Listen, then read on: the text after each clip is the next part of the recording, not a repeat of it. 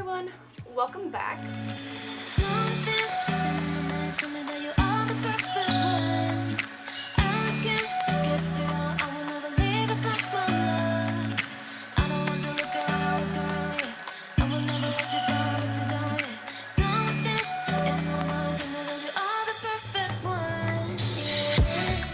So today we are doing my 200 subscriber Q&A. Wow, I cannot believe I've already reached 200 subscribers. It hasn't even been a year since I've been on BookTube, so that's insane. And I just want to thank you all so much for your support. And so in honor of my 200 subscribers, we are going to do a little Q&A so you guys can get to know me a bit more. And yeah, we'll just have fun. So I have like a notebook of all the questions that people asked. So I'm going to be reading from this. So let's just jump on in. Favorite read of the year so far? What books did I read this year? I forget. I read Josh and Hazel this year. That was really good. Currently reading Ninth House, and I can tell that I am really gonna love it, so that might be one of those. Yeah, I'll just go with those two because I can't remember literally anything else that I've read. Most anticipated books of the year. Okay, so I don't really keep up with new releases unless it's really big, like the new Hunger Games book, Ballad of Songbirds and Snakes. So I guess that one's pretty anticipated. I haven't read it yet. But other than that, I don't really have any because I don't really keep up with new releases because I can't afford them anyway, so it's unfortunate. What genres are your favorite to read and review? So I really like reading contemporary, especially sad contemporary. I just like those slice of life type of stories. I really like character driven plots. So that's just the thing that I gravitate towards. I don't really like fantasy or sci-fi or historical fiction even. I don't know. I just don't reach for those quite as often as I reach for contemporaries, especially sad contemporaries. I love crying in books. When a book can make me cry, that's when you know it's good. What's your favorite book cover? Ooh, that's a good question. Let me look. Okay, so I just grabbed a couple of my favorites that are on my shelves. So first we have Speak by Lori Halse Anderson. I love the look and aesthetic of dead trees, dead tree branches. They're just something about them that just makes me feel happy. I don't know. They just have a nice vibe. And again with the dead trees we have Winter Girls by Lori Halse Anderson. See, it has more tree branches on the cover. This one's a lot brighter than Speak. I also have We Are Okay by Nina LaCour. I don't know what it is about this cover because I don't typically like drawn things that much, but I don't know. There's just something about it that's just really aesthetically pleasing to me. And then I have Waiting by Carol Lynch Williams. This is another one of my favorites. And I really like the two hugging. It's just so sweet and innocent. I don't know. I think that hugs are so cute. And then I have Summerbird Blue by Kimmy Dawn Bowman. I grabbed this because my boyfriend is sitting over there and he's yelling at me to grab this one. I love this cover. It's so pretty. It is a really pretty cover. I'll give it that. It's some really pretty blues and it has birds on it. What are books you'd recommend to everyone? Ooh, that's hard because I really like sad books and or books about eating disorders, and typically those, have trigger warnings, so that's kind of hard to recommend to everyone. So I just grabbed a couple ones that are I really like. This one is called The Effort List by Julie Halpern. This is about a girl whose best friend is diagnosed with cancer, and there's an 80% chance or something like that, really high percentage that she'll live through it, she'll recover, and she'll be fine.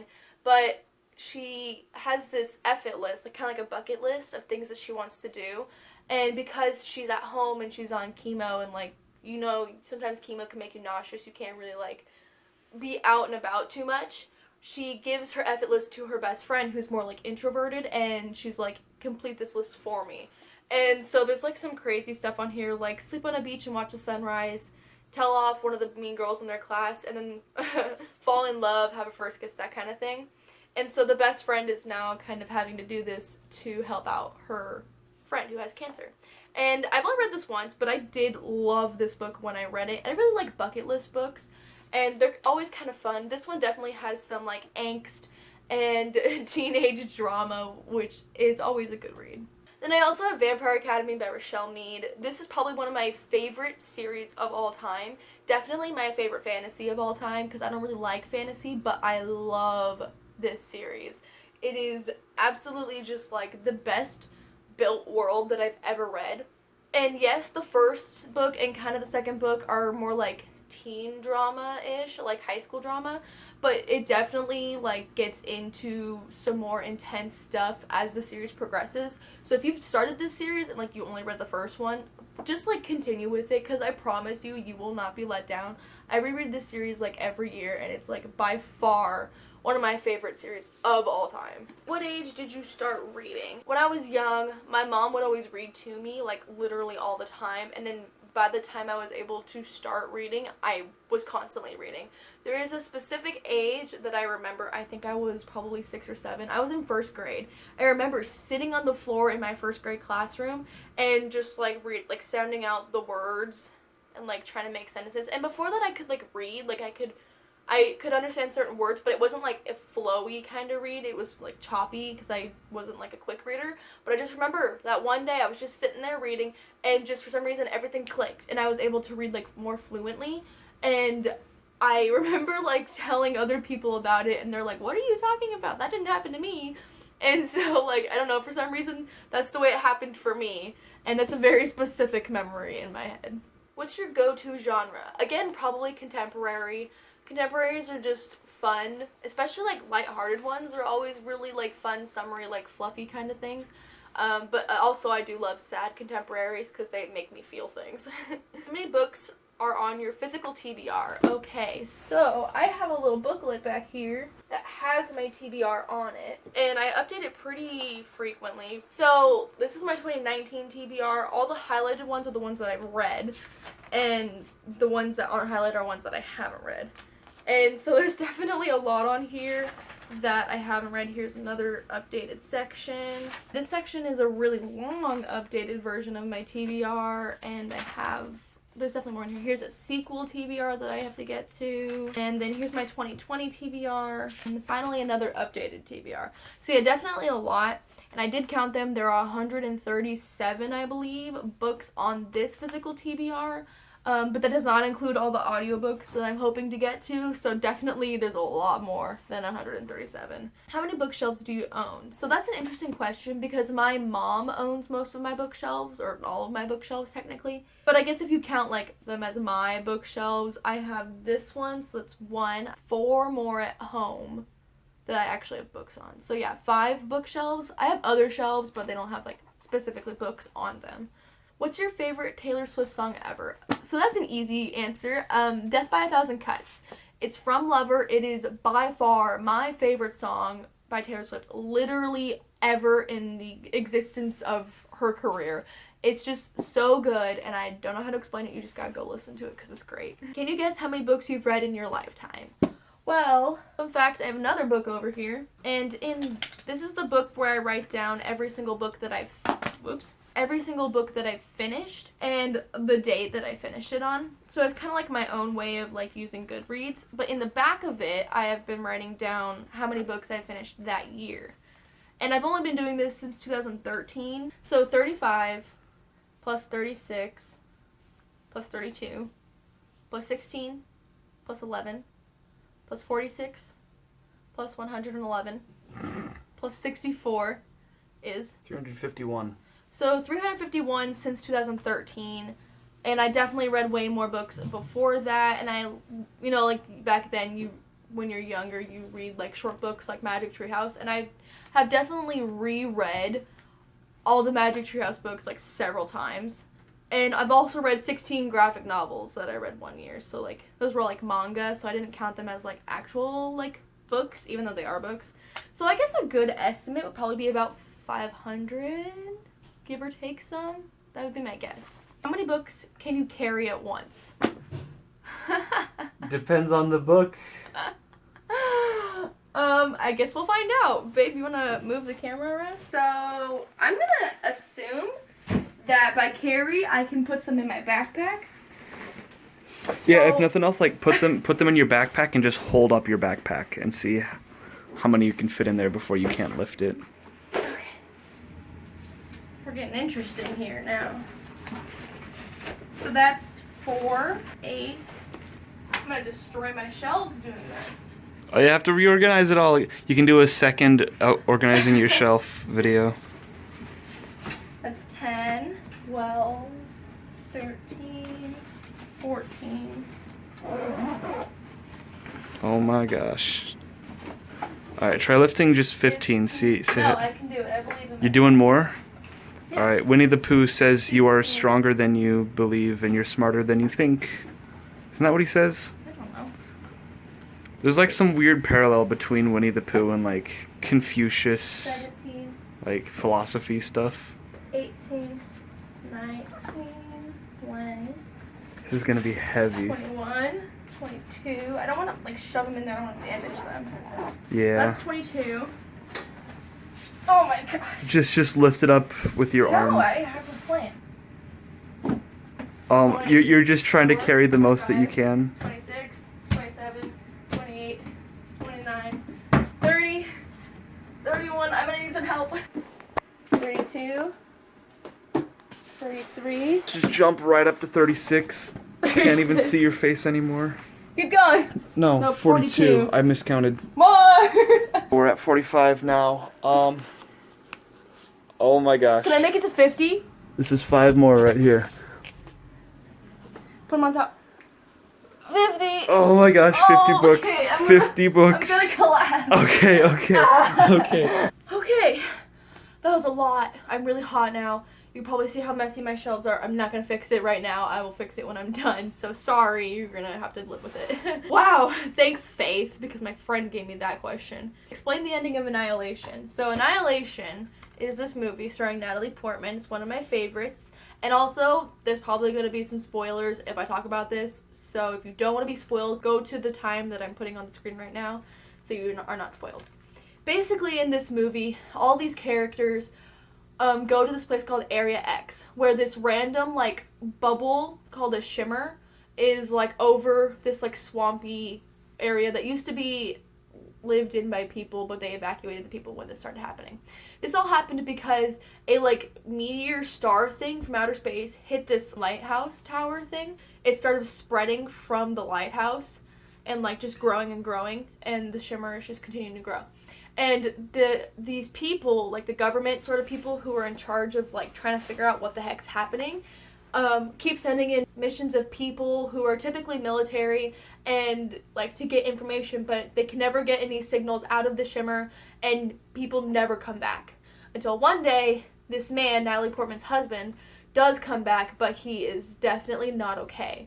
And so Natalie Portman and a bunch of other women who are more scientists, the first group of scientists that have gone in, go into the shimmer to try to figure out what the heck's happening and hopefully make it out. So they go in there and they find out that everything in the shimmer is sort of refracted. The shimmer refracts everything. So, like, the signals that they're sending out with, like, their communication systems aren't necessarily being destroyed altogether when they send out the signal. They're being scrambled so that the people outside the shimmer can't get them because the shimmer is refracting their signals. And this shimmer does this with everything, including DNA. So a lot of animals and plants species are like sort of fused. So for example, they find an alligator that has the teeth of a shark. You cannot inbreed among species typically, but the shimmer is refracting all these types of DNA and is creating these like mutations of things. And so as they get closer and closer to the lighthouse, which is like the main source of the shimmer, things get more and more intense. There's more mutations. And they also discover that they themselves, their DNA is also being refracted. So there's this tattoo that's on one character that sort of refracts onto Natalie Portman herself. Just all these things are happening because of the shimmer. So essentially, the shimmer is this sort of alien life. It's not necessarily sentient, but eventually when Natalie Portman's character gets to the lighthouse, she goes into this hole that's in the lighthouse. There's this like bubble thing of like gas. I'm not sure exactly what it is. It's really hard to explain. You kind of have to watch it. But it takes a part of her DNA and it forms this creation of her, sort of like a doppelganger, another version of Natalie Portman that mimics her. So everything that Natalie Portman's character does, this being thing also does. Natalie Portman actually lights a plasma grenade, I think, and gives it to the doppelganger that ends up burning, like, because it doesn't understand what fire is because it's never experienced it before, and it it gets set on fire, and so does the lighthouse, which sort of destroys the shimmer because the lighthouse was the source of it.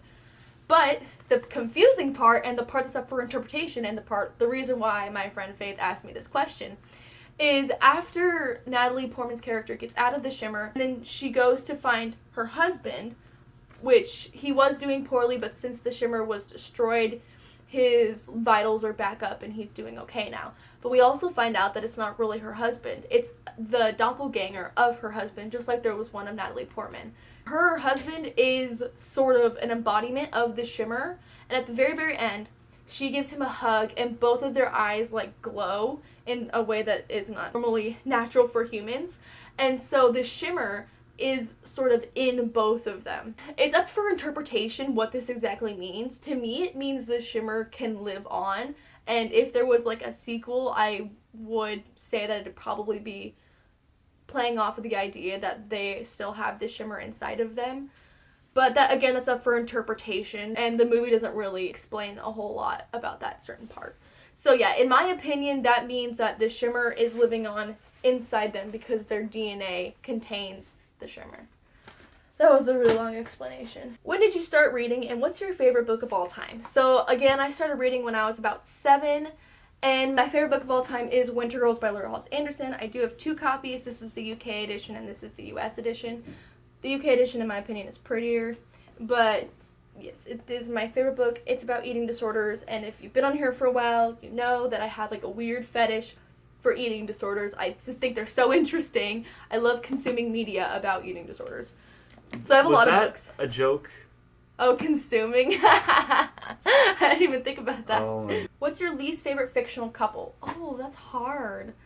Least favorite? My right off the bat answer would be Katniss and Gale, because I hate Gale. I mean, they don't end up together, but they're, like the love triangle thing.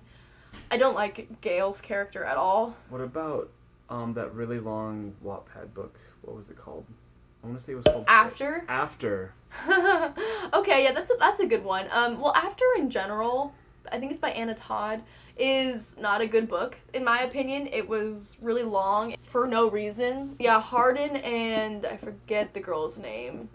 I guess that's a pretty bad couple, but that book in general is bad, so it's not just the couple, Has Taylor Swift revealed any name ideas for future children? I don't think so. That's a good question. Sorry about the lighting change. I forgot to move the light back after we did the whole backpack thing.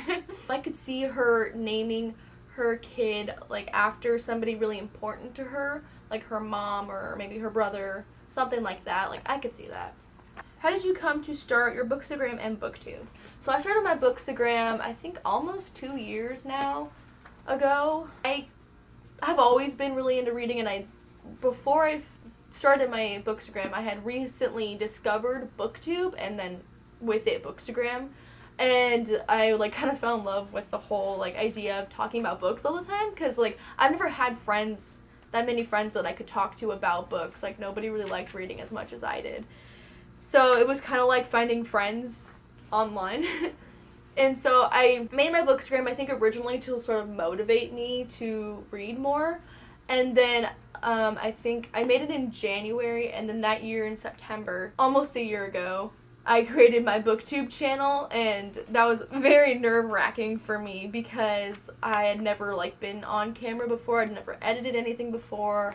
My roommate, Faith, at the time, was like, do it, why not? What's stopping you? And I was like, I'm scared. And she's like, I'll help you. And so, yeah, she lent me her camera stand. She taught me how to use DaVinci Resolve, which is the editing software I use. And since then, I've just been having fun with it. It's pretty great.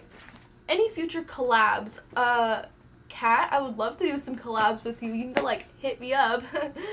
But I don't have any planned ones, at least not with other booktubers. Usually when I do collabs, I do them with my boyfriend, with Lexi, or with my roommates, just people who are my friends that are around me. Because especially with Corona, it's hard to be in person, especially for collabs.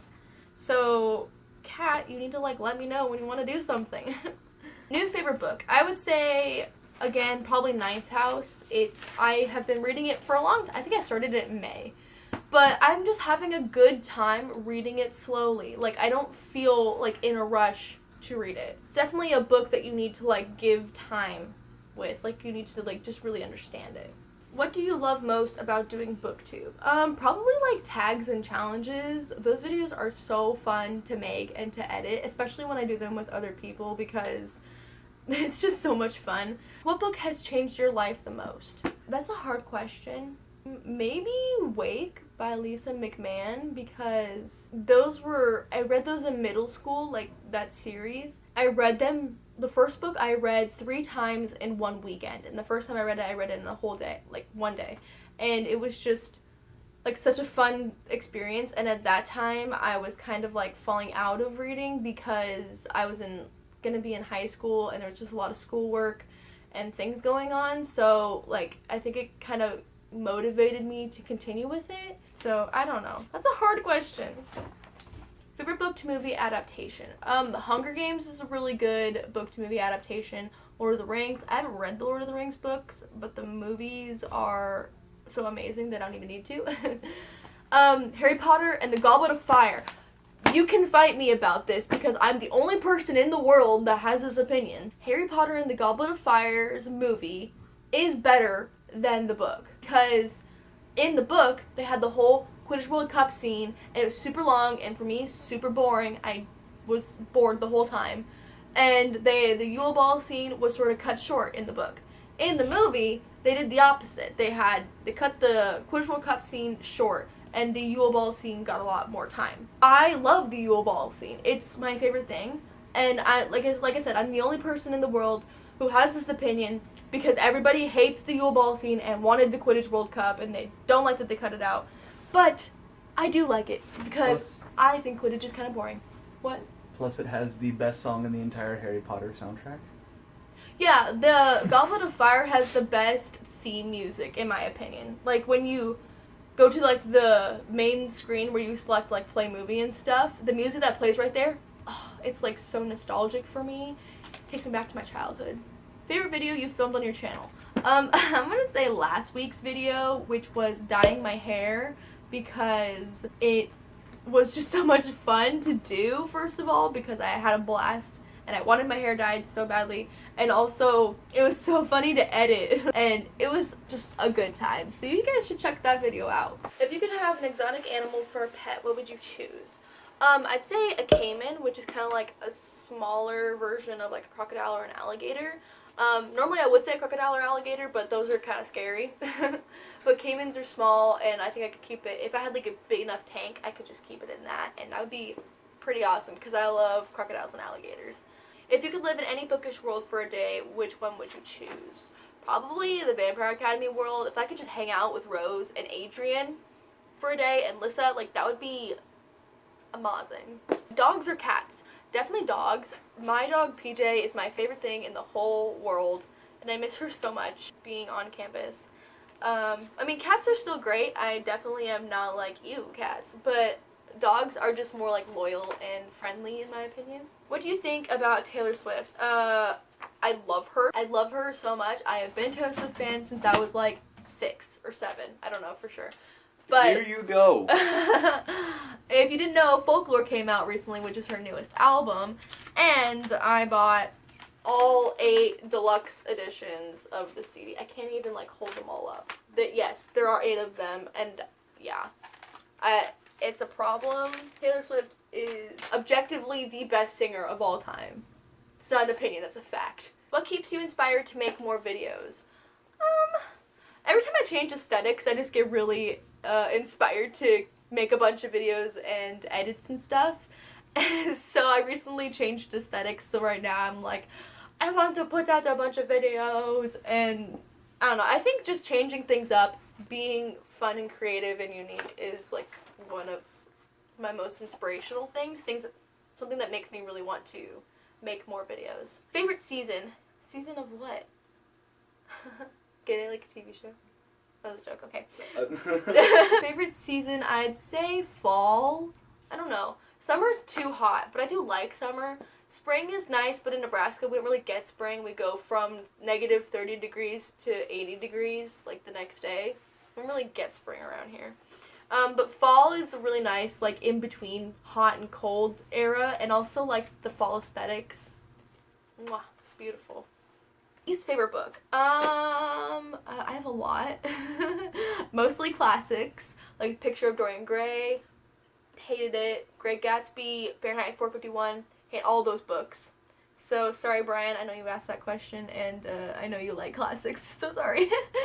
Also, another book. Oh, Radio Silence. I didn't like that book at all, by Alice Oseman. Everybody loves that book, and I did not care for it at all, which was unfortunate. Frankly in Love by David Yoon, I think is the author. That book I thought was also pretty trash. I was just bored the whole time. I didn't care what was happening. Last question. What's your favorite snack? I don't know. Me? You. Hummus is really good. Cheez-Its are amazing. Do we have time for a bonus question? Yeah. All right. What's an author you think is overrated, and what's an author you think is underrated? Ooh, that's a overrated. Nicholas Sparks. I hate Nicholas Sparks' books. They are trash. They're all cliche and boring. Sorry, Morgan, if you're watching this, because I know you like him. Underrated author, I'd say Lisa McMann. She's the author of the Wake trilogy and the Visions trilogy, which are two of my favorite series of all time. I haven't read, she has a couple of other books that I haven't read yet, but I want to. But yeah, a lot of people haven't heard of her, or if they have read her stuff, they didn't really like it that much. I mean, some people like it, like me. But yeah, I really love her writing. That is all for today's video. I have to clean my room now because it's a mess. I hope you all enjoyed this video. If you liked it, please make sure you are subscribed down below so you don't miss any future videos. And if you want to follow me on social media, which is where I asked my Q&A questions, so for future Q&As, you should follow me on social media. All my links are in the description box down below, and I will see you guys in my next video. Bye!